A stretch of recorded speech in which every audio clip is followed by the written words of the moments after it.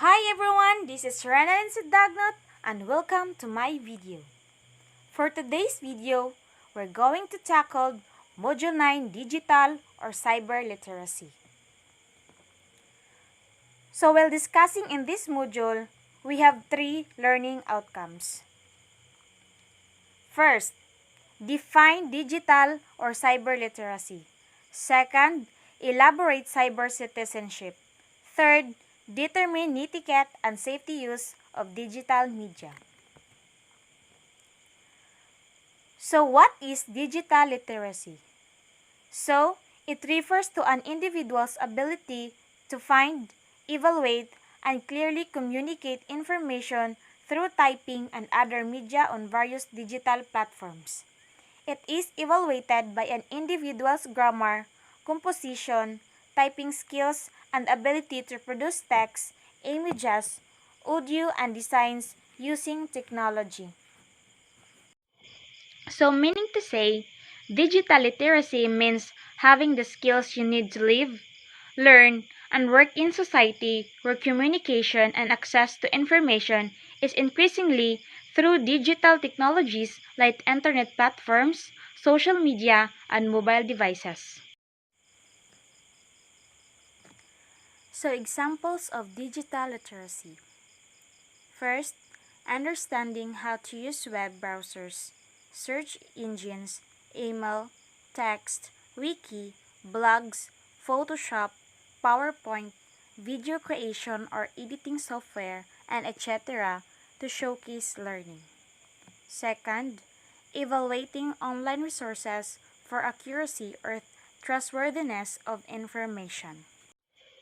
So in that example, digital literacy is ability to navigate various digital platforms and understand, assess, and communicate through them.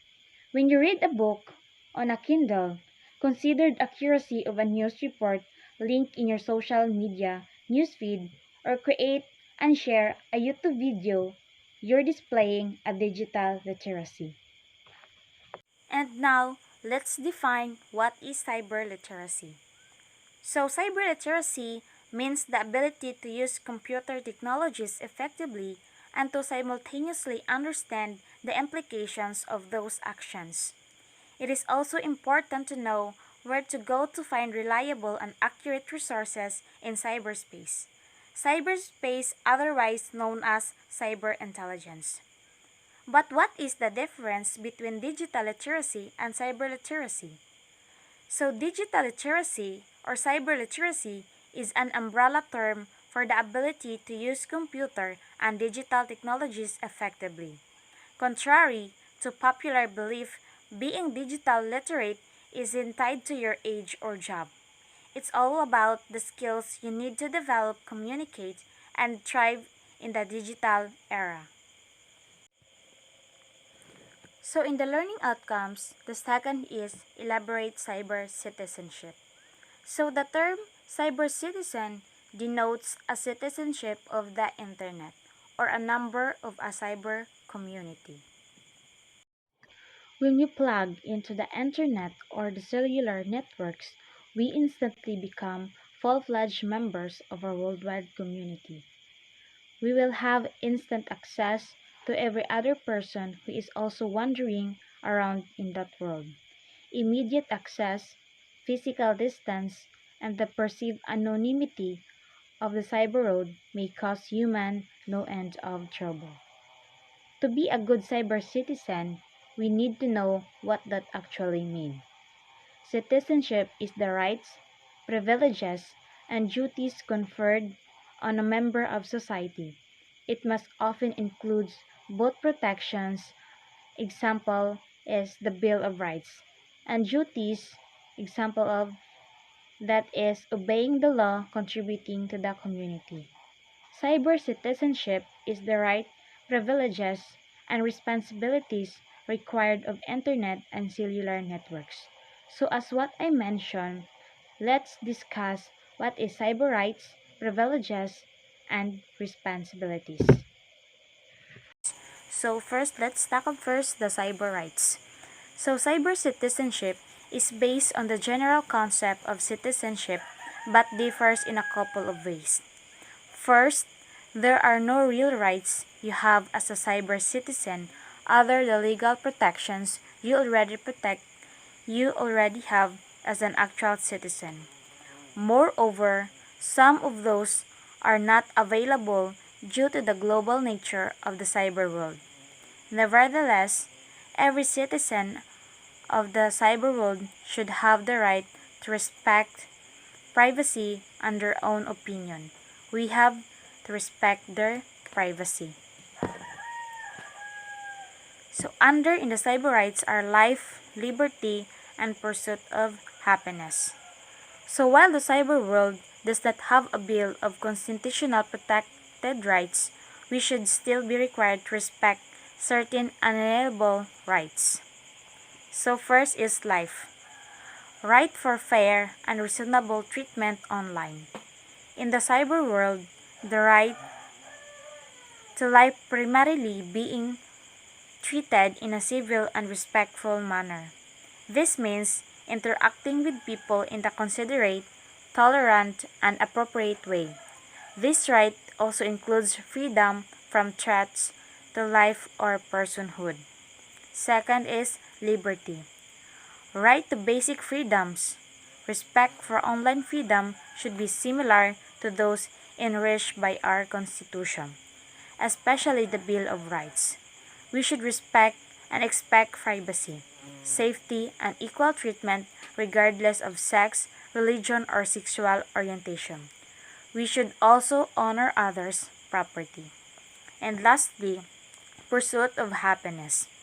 Right to explore personal interest without undue interference. Then, let's move on cyber responsibilities. It is a privilege to have access to the internet, and that's correct. It is a privilege to have a technology that allows us to the internet and cellular networks. Responsibility is really at the heart of cyber citizenship. To be responsible, we need to be informed about the cyber world. We also need to know about how to remain safe and protect ourselves online. Another area of responsibility is to obey the law, and we are responsible for being considerate and well-mannered citizens. So in the cyber responsibilities, there are laws that we need to follow. So first is law. The most important area of respect we should demonstrate as a cyber citizen is for the law. These are several legal issues related to online activities. The first is intellectual property rights. This includes the written words, ideas, and products like music. This area is protected by federal copyrights, patent, and trademarks laws.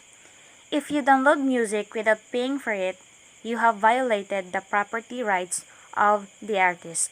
So example of this are some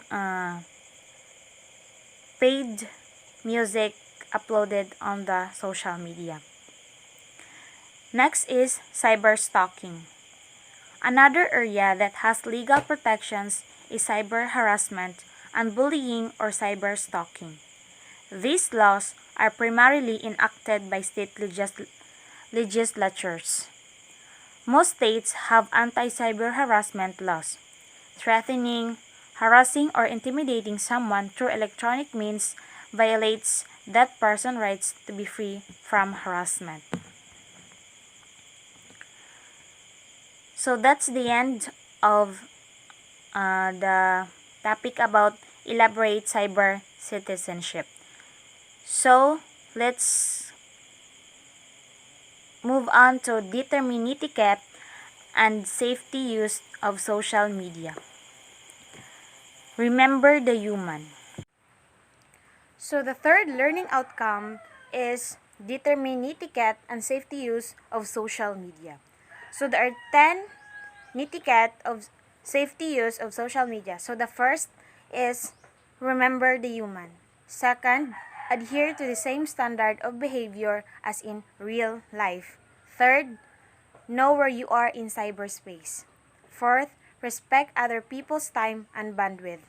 Fifth, make yourself look good time. Sixth, share expert knowledge. 7. Help keep flame wars under control. 8. Respect other people's privacy. 9. Don't abuse your power. And the last one is be forgiving of others people's mistake. So in the 10th netiquette of safety use in social media, we're going to discuss it one by one.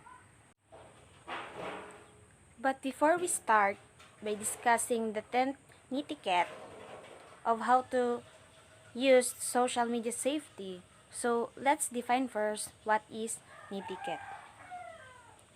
Netiquette is a set of unofficial rules for good behavior and politeness followed by users of online and digital technologies such as internet, email, and chat rooms. Netiquette is derived from the word etiquette, which refers to the general rules or conventions of correct and polite behavior in social settings and situations. It is thus the practice of exercising polite and considerate behavior in online context, such as internet, discussion and boards, and personal email. So first, remember the human. Remember that behind every screen is a human being with independent thoughts and feelings. It is easy to misunderstand or be rude to others when you are not interacting with them in person.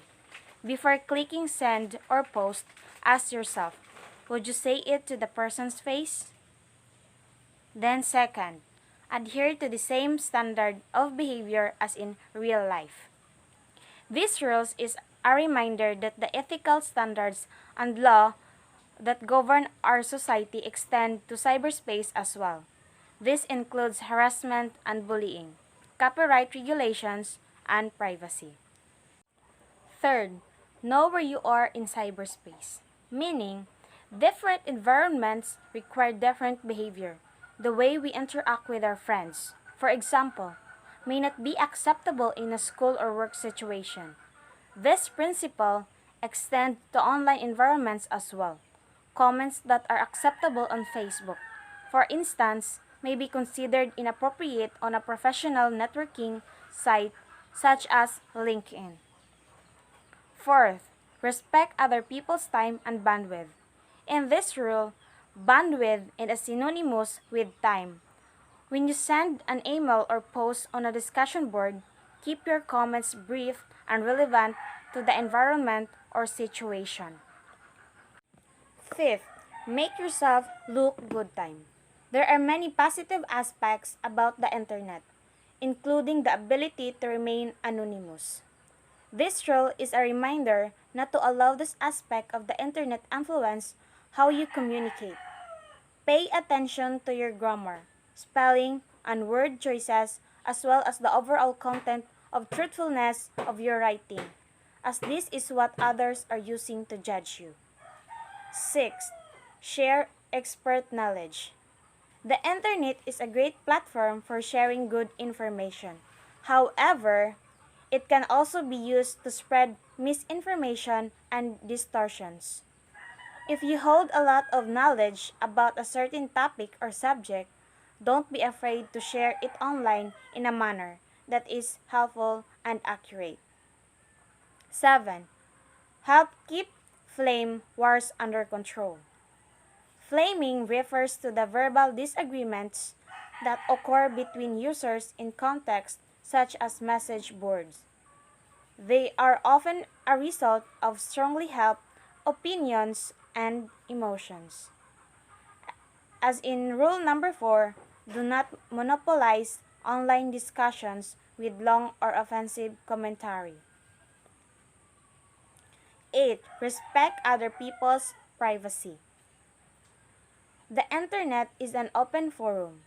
Remember not to share information about others that could get them or yourself into trouble, both personally and professionally. Second to the last is don't abuse your power. This rule is intended for those who carry more power to the internet as experts, designers, system administrators, or even hackers. Power should always be used responsibly and not to harm or take advantage for those who are less powerful or knowledgeable. The last one is be forgiving of others people's mistake. Give other users the benefit of the doubt and consider that they may come from a different background or have less experience on the internet. Do not be rude when you encounter someone's mistake. Always respond with courtesy and respect.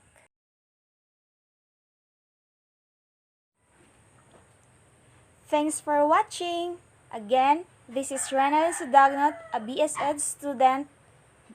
Don't forget to like, share, and subscribe my YouTube video, and don't forget to hit the notification bell for more updates. Thank you.